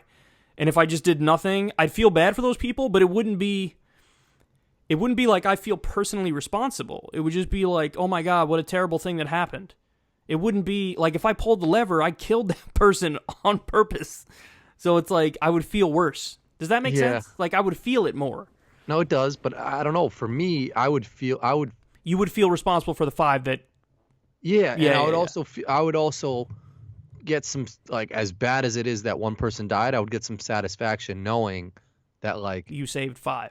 Yeah, I saved 5 people. Like I obviously I'd have memorials and celebrate the person who died and shit like that. But like, there's 5 people living because of that one person. So that guy was, sacrificed himself or whatever. I hear you, man, but it's tough. Don't go murder the nearest healthy person and go donate all his organs to the hospital. I'm never gonna put myself around a fucking railroad where I have the option to touch any levers or anything like that with trains. High-speed trains. But it's funny because it actually gets to kind of like my foreign policy position. You could see like shades of it in my description here with the trolley problem because, again, when it comes to the U.S., I think we're responsible for what we do. Mm-hmm. It's not like we're responsible for that which we didn't do. So if there's like some atrocity going on somewhere... Stay out of the shit. And people are yelling at me like, why isn't the U.S. getting involved? My response is like, we have nothing to do with it. Like, what are you talking about? That doesn't mean if there's like a genocide that I don't think the United Nations with the U.S. involved should do something to try to stop it, because I do think that. But I think that the first moral concern is that we're responsible for what we do. And like thing number 1 we should do is stop actively doing the bad things we're already doing around the world. So like stop the Iraq War, stop the Afghanistan War, stop the, tremendous number of drone strikes and all that. Go ahead. If you're fighting with your sister, I'm not going to fucking, like, send her a message and be like, hey, here's what you got to do. She's going to be like, what are you fucking talking about? Like, I'm fighting with my brother. There's just no reason for me to intervene in that shit. And you're kind of alluding to why I wouldn't pull the freaking thing. Is like, if I see this terrible scenario unfolding in front of me, I don't feel responsible for it. I feel like a really terrible thing is happening, and I ain't got nothing to do with it. And if I do nothing, I didn't do anything. Like, it's not on me. Nah, but if I saw her put, like, a Facebook status that was like, should I go and punch my brother in the face because we're fighting about this? Then I might feel obligated to comment on the shit and be like, don't do that. You're sort of wildin'. Which could be me derailing the train over to the one person. See what I'm saying? Like, you're in a position low-key, to make a decision right there. Like, no, but that's like actually the point I was just about to make, is that I think low-key people would default to what I'm talking about because I don't think people in the moment would realize really what's going on. You know what I'm saying? Like, I think that if that actually happened to people, I think they would be like, I don't even know what's going on right now, and they would just kind of freeze. You know what I mean? Because really, and again, think about it from the legal perspective. You kind of touched on this before, but from a legal perspective, if you're in that situation and you do nothing, you come afterwards and be like, you killed one person still. If you were in that situation and you did nothing, you know who's going to go down for murder or manslaughter? Probably the person driving the train, or the person who tied them up to the tracks. Yeah. So you might feel responsible for those 5 dying, but you're not legally responsible. Yeah. If you pull that lever, you are legally responsible for that one person who died, along with probably the train conductor who might get manslaughter, and along with whoever tied him up to the thing. You see what I'm saying? Like, that's an interesting point there, like the legal ramifications of it afterwards. Because under our legal system, you're responsible for what you do. You're not responsible for what you don't do. Yeah. You're not responsible for the good that you don't do. You're responsible for the bad that you do. Yeah. Do. No, it's a good point. Yeah, I don't know. I don't know how the fuck I would react in that situation. Maybe just run away like a little bitch. That's sort of what like I feel like I'd default to in real life. Or I would just freeze and be like, I don't know what to do here. Yeah, I know. I try to think that I would be heroic and make a decision there, but I would not do shit probably. Well, you did give the answer that most people give, and I think that most people give it the way you gave it too. Where people are like, what do you mean? It's math. Yeah. You know what I mean? Like, it's just math. You do that. Well, yeah, I don't know. You're a deeper thinker than I am, and I just look at shit on the surface and just be like, but that doesn't mean you're wrong. Like, it doesn't mean you're wrong that your gut reaction was that. I have a lot of gut reactions that turn out to be right or wrong. You know? Yeah. I don't know. I like how Mariah Carey gets like $5 million every time her song plays. Stop. Yeah, that's what I heard. That's she not gets true. No way. I heard she gets like $5 million every Christmas season or something like that for her music. Oh, every Christmas season? Yeah, I don't know if it's every time the song plays. No way is that. Because she'd be a quadrillionaire. Richest person ever. Okay, do you see anything about that? Look that shit. Mariah Carey's record-breaking $60 million, All I Want for Christmas Is You. It's almost like it says, every time it plays, she gets money or something somewhere. But I don't know how she has records of that. Okay, here you go. December 10th, 2019. Radio.com has an article about this. Let's see. How much does Mariah Carey get paid every year for All I Want for Christmas Is You? All Carey might want for Christmas is you, but in reality, she's getting a pretty festive paycheck thanks to her holiday classic. When the clock strikes December, sometime sooner actually, the 1994 hit. Wow, that's been out since 1994. Wow. All I Want for Christmas Is You becomes unavoidable, and despite its ubiquity, gets more popular with each passing year. Blah, blah, blah, blah, blah. It's number 18 on the Billboard Top 100 in 2019. Damn, so every year it's like a hit. Every year it becomes a hit again because it's a Christmas one because it keeps coming back. Despite Carey's impressive and wide discography, the holiday pop tune remains her 12th best-selling single of all time. What? It's only her 12th best? That's crazy. It is sort of crazy.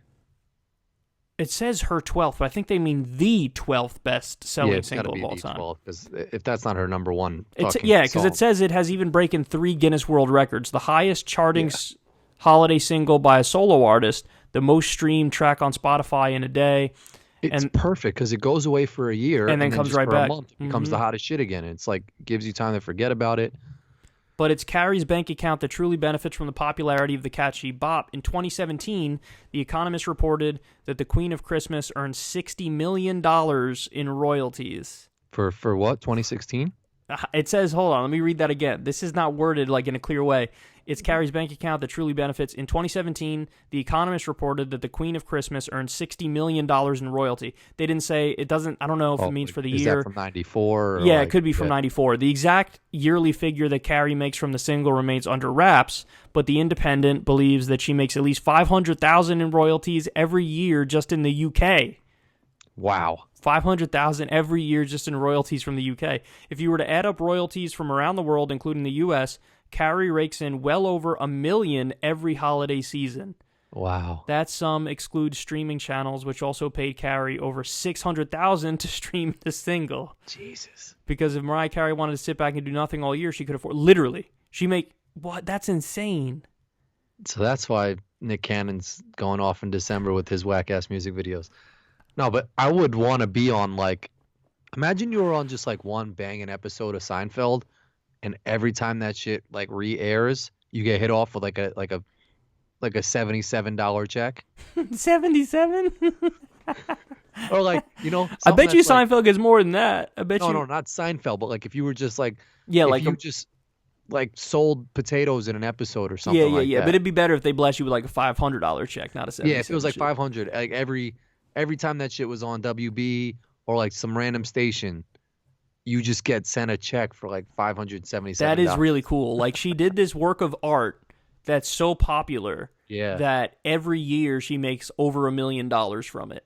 That's crazy, right? She can do nothing, and every year, just from this one song, every holiday season. There's a light bulb moment I'm just getting right now, which is crazy. I never thought of this before, but This is why every like famous pop artist ever made Tries to make Christmas a banger? music. Made Yeah. Christmas music because they know that this doesn't go away now. This is gonna because all of them tried it. Doesn't NSYNC have some Christmas NSYNC, music Backstreet song? Boys, Frank Sinatra's got some shit. Kelly like, Clarkson, right? Doesn't she have some? Yeah, all Dean Martin, doesn't he? Like Michael Bublé. If you're an artist, you're making like DMX came out with the fucking Rudolph the No. Red-Nosed Reindeer. Oh, he did. He's like Rudolph the Red-Nosed Reindeer. Oh my god. Had a very shiny. But his shit makes $77 a year. This shit might make some good money because they play that on a lot of stations too. That should make $77 a year. Low key, his shit is up there. His shit is sort of iconic. Nah, make $77 a year. But he's happy with that shit. He lives. He's OD happy. He lives off of that shit. I can get my hair cut this year. Oh Oh let me man. take this shit. All right, look at this. Yeah, I didn't check it. It's only 20 plus. You're not showing the camera. Did it update? Yeah, that's just your notifications though. That's not just for that tweet. That's Again. not. You heard? That's your notifications. That's not for that tweet. Oh. That's sort of whack. Are you gonna go to it? See what they say. Oh.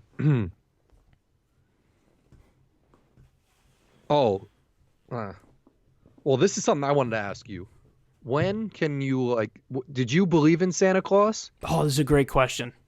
Because I never I don't even I gotta ask my parents because I'm Jewish. It never was like a thing for me. So I'm they curious, never said anything to you, and so you never. I don't know if I ever asked or went to school and maybe asked a friend hey, what's the deal with Santa Claus and shit. But it never was a thing for me. So let me break it down for everybody because you got to break this shit down. I sort of have an OD good story on this too. Mm-hmm. I'm very interested. It kind of gets into you could see shades of the Kyle that everybody knows. Mm-hmm. You could see shades of that from when I was mad young. Okay. You could tell my mom probably remembers this if I were to tell her this story. So yeah, when I was a kid, they wanted me to believe that stuff. They wanted me to believe that there was Santa. They wanted me to believe in the Tooth Fairy and all that stuff. And so they tried to make it, one of those types of childhoods, like this textbook type situation. Yeah, put your tooth under your pillow type of shit. All that stuff.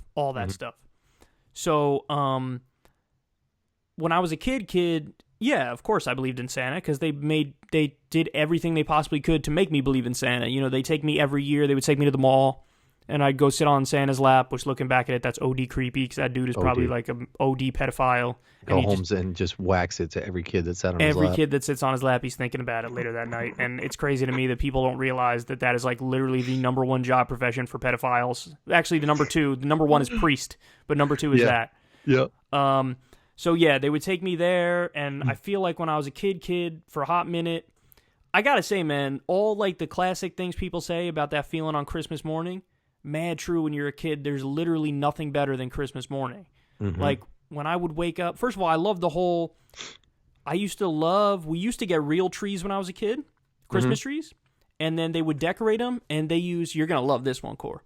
My mom had these big lights, not like the little ones, but blown up 50 times the size of the little ones. Probably looks so pretty just with all the lights out and shit. And they were multicolored, dog. Yeah, beautiful. I love that. I love bright seeing that. Multicolor. Wasn't the little white ones? I think those are so wax geese. I love the big multicolored shits are where to go. Multicolor ones. And it's funny because my mom likes the little white ones, and I didn't have that growing up. We had the big multicolor ones, and I thought they were the best. Perfect. So anyway, I used to love the smell of the Christmas tree and the lights, and I remember the sight of a tree in the morning with all the gifts around it was just amazing. And I have to say that my parents, listen, they divorced when I was a teenager, and they had a million problems and everything under the sun, right? But there was a hot minute when I was a kid where, in my mind, it was almost like a perfect family type situation when I was a kid. Where they were still together and they really did their best to make Christmas special for me and my sister. And so I have mad positive memories and just being super excited. But anyway, so I got curious one year because whenever we rarely had like family dinners because my dad would work late. But whenever we did, my dad would drink from his glass. And it would always be OD gross because he would like eat and he wouldn't like take the napkin and like clean his lips. And he would have like gross like crumbs and whatnot. And when he would drink his glass and put it down, you would see like his lip marks plus the crumbs. And even when I was a kid, I would just look at that and be like, you're mad disgusting. Like, I wouldn't say it because he would beat my ass. But in my head, I'm going like, you're like OD gross. Like, what are you doing? Like, clean your lips, you freaking slob. Like, that's what I was thinking. And so one Christmas, you know how you leave out the cookies and you leave out the milk at night? Yeah. For Santa? Well, one Christmas, I went down there the next morning and I semi-noticed, like, those mad gross lip marks were on the milk glass with the crumbs. And I was like... So you, like, knew to put two and two together there? That, like, maybe Santa's not real? So then I noticed that one Christmas, and then I think I waited one more Christmas and saw it again. And then I don't remember how old I was, but I was younger than your average kid when they figure out. But it's still sort of fucked up because it's almost like your dad, your mom, and your sister are all in on this lie because your sister probably knew that Santa wasn't real. See, now that gets to the point that I was going to make right after I finished the story, which is like that's the question that I want to get to. So, but I remember one day, I think we were walking through a CVS. I was a kid walking through CVS with my mom, and it was like around Christmas time, and then I just laid it out there. I was like dropping some questions. She was kind of dancing around it, and then I hit her with like, Santa's not real. I saw on the glass that it had the same crumb lip marks that Dad has on his glass all the time. And she sort of was just like, she paused and she was like, you're right, he's not real. What? Yeah, so I sort of OD Sherlock Holmes did from when I was a kid. Were you like tight? Did you cry? Like, no, I wasn't tight. Like I was more like, I was sort of just happy that I was right in the fact I was able to deduce it. Yeah. Like, I was just sort of like, damn, I sort of freaked it with my, like Sherlock Holmes skills right there. Yeah. But that does get to the question because I still struggle with this to this day in the sense that, like, yeah, kids, I'm sure plenty of kids feel, like, mad betrayed when they're told, like, the Santa's not real because you're told from when you're really young and they force it on you until, like, years and years later, and then eventually they break it to you, and it's almost like at a time when these poor kids are growing up to a point where they're thinking more about the world and like things are starting to get more complicated and everything's not fun anymore. Like it's not like they still have fun things that they like doing, but when you're a kid, everything is fun. And then as you get older, it's like fewer and fewer things get fun, you know? And like you drop that bomb on them right at that moment when they're probably starting to get semi-vulnerable in other ways. And then you're just like, oh yeah, by the way, the thing that like made you the happiest ever, that's not real. Like, we've been lying to you for 6-7 years. Yeah, and then... It's just like, what? You're supposed to be the people that I trust the fucking most. Exactly, and then I also think that semi-contributed to me not being religious, too, is that I remember... Because I went to religious school when I was a kid, CCD, we called it. And, like, we were taught ridiculous things. And so, I think at a certain point, I was just like, well, if the Santa thing's not real, obviously that's not real either, right? No dude rose from the dead. You kidding me? Dude rose from the dead, walked on water. That didn't happen. But and again, my memory's not good at all, so I don't even remember any of these conversations or anything like that. But like, did you almost feel like you had to go to school and be like, yo, you know Santa Claus isn't real, right? Or like, did you keep it under wraps? Like, how does that secret not spread in school OD fast? I really don't remember, man. Tell you the truth. I'm saying? Like, I gotta do a Corin's World with, this is weird, but like a 7-year-old who just found out that Santa Claus isn't real.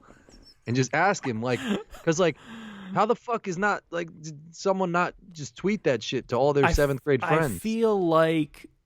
I feel like my memory is that a lot of kids, they believe and they want to believe. So, like, in order for them to know that Santa's not real, you have to flat out tell them on some shit and just be like, Santa Claus is not real. But oftentimes, like, that doesn't happen as much as you think. Like people will slip up and might say something, but unless it's super direct to them, then the kids still want to believe, and so they believe. You see what I'm saying? Does that make sense? I feel like that's what I remember in my mind. By the way, the Knicks crushed the Hawks. I think I saw them 120 to 43, which is lovely. I'm a fan of Mike Miller. He's doing a good job, I think. Mike Miller? Oh, the new interim coach. Yeah. That's what's up. Yeah, I mean, we've won more with him. That's for sure. Yeah, because he actually worked hard to get to where he's at, and not just like some coach that the front office picked. Mm-hmm. Who's a fucking idiot.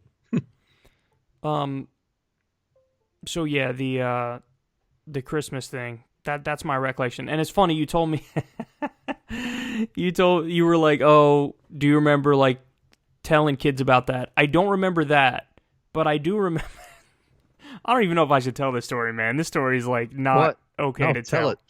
I'm going to tell it because it's Kyle and Corin, and we say everything like we would say to each other off air, so I'll just keep it real with everybody. I remember telling my friend, I don't want to say his name because I'm not going to put him on blast, but I'll tell you off air the person's name. Mm-hmm. My friend who, the first time that I learned about sex, mm-hmm. and I told this dude, and he didn't know yet, and it was me explaining to him, like, what it is. And he was just mad confused, or like... He was like, no. It's actually really funny. So this was I feel like this was 6th grade, mm-hmm. which is, I feel like that's semi-old for knowing what sex is, but not really. Oh, you just froze. Fuck. Oh, no, you're back. Yeah, you're frozen a little bit too, but, yeah, I feel like now, 6th grade, they're probably doing weird fucking dominatrix shit and stuff like that. But I also, that's true. But I also told, like, I was, like, at the time, I was just learning about all that stuff. And I told him about what masturbation was. Oh, he probably went home and had a field day. He definitely did. But I remember how shocked he was when I was explaining it. I was like, bro, you want to know what happens, man? I was like, yo, if you play with it long enough, white stuff comes out. He was like, no. I was like, yo, I swear, dog. If you play with it long enough, that's what happens. See, some like religious person would say you're Satan. Probably, but that was our boy who I'll tell you off air, and then I can't believe like I was the first one who like told him about that. Yeah. I don't even know when I first learned about that shit, but I don't know. I was always just curious about the Santa Claus shit. That's why I wanted to ask you, because I feel like that's a bigger story that like the news and people don't talk about enough. Yeah, it is kind of weird that as a society we've all said like, let's all just lie about this shit. Let's just lie to everybody, and it's totally cool because we're just trying to make him have a good childhood. But like, what if that's not the case though? Like, what if some kids interpret it and they're like just totally crushed by the fact that he's not real when they learn he's not real? And that's like, what I'm saying. Like you said, the ones who they believe in the most and rely on the most, like, oh, we were just lying to you this whole time. Like, really? What else are you lying to me about? For your whole life, we've just been lying to you. Yeah. I had one other Xmas thing. Do you ever get like cards from families and just random people of like pictures of themselves and their dogs that say like "Merry Happy Holidays" from the Baxters or some shit like that? Yes, I do. Do you? Yes, and I never know what to. I'm like, I'm just gonna throw this shit in the garbage because it's like, what else can I do with this shit? You know? Like, I don't even like your Instagram photos. You think I'm gonna fucking put this shit somewhere? Like, you sent me a hard copy of an Instagram photo. It's just going straight in my garbage. I had a couple people give me the shits, and hopefully they don't listen to the podcast. But yeah, there's certain things that everybody does that like people don't get. People are too nice to be honest to tell you the truth. Like, one of them is what you just described with the Christmas cards, but the other thing is like being invited to weddings. Like, whenever you're invited to a wedding, nobody has ever in human history been like, yes. I could get down on it a little bit because there's free alcohol and there's food and you could dance and shit. Like, it's actually like an event and you could have. No. Okay, so I should be clear here. In my head, I was referring to destination weddings. Oh yeah, those are a little fucked up because it's just like, we're gonna plan a vacation for you. Like, it's like, how'd you know I wanted to go there? And they hit you with like, oh, no big deal or anything, but you gotta like go to wherever for 4 days. It's like 4 days. That's not a thing. You can't just rob my time like that.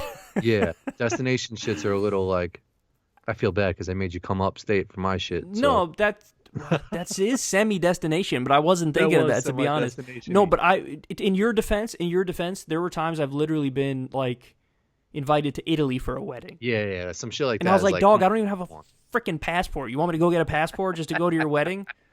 Like, you're now making it not just a, like, 4-day ordeal, but now I also got to go to a government agency and, like no. It's like, oh, don't worry. You can't go sightseeing because Friday night you're going to have to do some shit for us. And then Saturday you're going to have to do some more shit for us. And then Sunday we're going to have a brunch for us. You're like, oh, so I can't go fucking on a gondola ride? They're like, yeah, you're not going to really have that much time to do shit on your own. Exactly.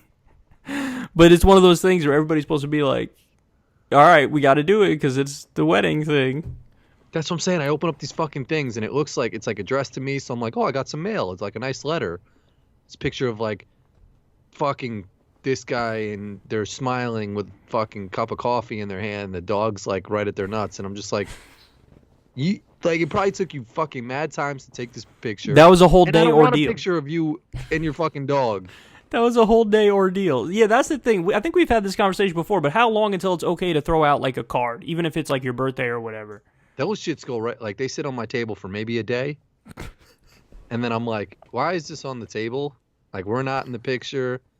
We don't really even talk to them. I know people who throw it out like literally, or they'll never throw it out. Some people never throw it out. People put that shit on their fridges, like other families. Like, I'll put a reminder to a wedding or some shit like that, like a save the date. But if it's some holiday shit... That's another debate then. Like, to what extent do you still write stuff down versus just put it in the notes in your phone? Yeah, save the date, I just feel like it's so... Like, it's just been how it is to send, like, some card shit to put on, like, as a reminder. It's not like I could just mass text everybody like, hey, January 22nd, save the date, that's my wedding. Because it's like... For you, I don't know. It's more official with the paper shit. So, like, let's say you got to go pick stuff up at the store. What's the chances you put it in your notes in your phone, and what's the chances you actually write it down? Oh, I would put it in the notes of my phone, but I would try to remember the shit. Or I usually text it to Molly. Like, I'll be like, randomly, I'll just text her like, eggs, mashed potatoes, yeah, like minute rice, and she'd be like, question mark, and I'll be like, don't worry, like, don't worry about it. That's the grocery list. Yeah, like who like, is that? Like, huh? Is it getting to the point where that's dead now? Like the whole idea of just jotting something down on a sheet of paper? Her mom does that shit. But again, that's like my mom. For a hot minute, she always used to, till dumb recently, she used to literally mail out for all her bills every month. Yeah, that's and I was like, what? You mail it every month? That's such a pain. And then the second she switched over to the new world, she was like, oh, this is crazy. I can't believe I did it the way I did it all that time. I was like, yeah, of course. Yeah, I don't know. I would ask Molly's mom. Maybe she puts her grocery stuff in her phone now, but she still handwrites it out. But I'd be curious if I asked her, like, why don't you just put it in your phone? I feel like some people get the enjoyment of doing that shit, like just still writing it out. And it's like using script. Like, there's no need for this shit, but sometimes it's nice to just break that shit out. They don't even teach it anymore. Do you know that? Yeah, like I heard that they don't teach this shit anymore, but like it's like if you know how to do it, you sort of have a one-up a little bit. Like I'm impressed by people who know how to do stick shift, because it's like they don't, like, who would teach you how to do that shit? Yeah, I like, never learned it. Did you ever learn it or no? I tried doing it on Phil Berman's car one time and like stalled out OD times. I was good on his car. He had an Acura, an old school Acura TL. That for some reason the clutch it moved perfectly, like timing. But then I tried to go to my mom's car. She had a BMW, I think I tried it on, and OD it was tight. It wouldn't like go as smooth as Phil shit. Would you try to learn that now if you wanted to? Fuck no. Fuck no. Like why? I get in the car when it's cold out and I'm just I don't want to move. You know, I'm like. Yeah, that's a good point. The last thing I want to do is touch some cold ass shit. And the real classic people love that, like the stick shift. Like they love the feel of that as they drive. They're all cornballs. Like I love Jerry Seinfeld, but when I see him on his shit with a stick shift car, I'm just like, stop. Like just get some automatic shit. It's funny because your thought was like that's the evolution, and you're de-evolving, devolving. Yeah. Like I always felt that way about glasses. When they had in the 1970s, they had the big thick ones. Yeah. And then they got like slimmer and thinner. And I always thought like the thin ones were just better. And then immediately when that thought was like 100 in my head, Mm-hmm. Boom, the thick ones came back in style, and I was like, "What are y'all doing?" It's like you all went back to stick shift when we have automatics. Like, why'd you go back to the big ones that are like mad obnoxious? Yeah, people wear like the fucking pedophile glasses down in Brooklyn and shit like that. I mean, like the squarish ones. Squarish ones. You're gonna have Like to the text me a like- picture of those. Yeah, just picture any pedophile, like the dude from Napoleon Dynamite or something like that. Oh yeah. The clear ones, the clear rims. Yes. Yeah, those for some reason it's weird, man. How do certain things come back in style? I don't know. I think I heard Rogan say that Apple's coming back out with like a small iPhone shit. I could see. all- Listen, I still get nostalgia for the flip phones every now and then, bro. Yeah, there's some that are okay. I OD get nostalgia for the flip phones because I used to love that sound when you close it. The sound. Yeah, it's like that like snapping sound. Love that. I used to have the best flip phone where it opened both ways. You open it that way, and you could open it that way. And when you open it that way, you get the keyboard on it. Oh, You're frozen. You're freezing. I had I had the chocolate that the screen slid up, Oh, I remember that one. and then they had a light green one that I think was like mint chocolate. My sister had that shit. Dog, people don't know that there was like a golden era before smartphones. Like there was a little bit of a semi-golden era. Yeah, there was. Yeah. Son, I feel bad. There's 54 or 58 comments in that. I'm not going to mention any of these shit. That's so funny. Well, you know what? Hit heart on the tweet, like the tweet, and then next Kyle and Corin will hit some of those topics. Okay, yeah. Okay. I mean, some people hit with some shit. That's so funny. People are gonna like click it, being like, "Oh my god, maybe they talked about my thing." And I'm it's gonna like, tweet out. I didn't get to. I'm gonna just say I didn't get to any of these. Shit. 0 of them. Like, yo, you guys are gonna be mad happy. We didn't get to any of these. Classic Kyle and Corin. All right, guys, we're gonna wrap it up now. We're hour and 46 minutes. So The Skype hit us with our shit again. It was just like, you guys have done enough. Yeah, at the end they hit you with it. Yeah. Anyway, all right, guys, we love you. We'll talk to you soon. Everybody enjoy the rest of your day. Peace.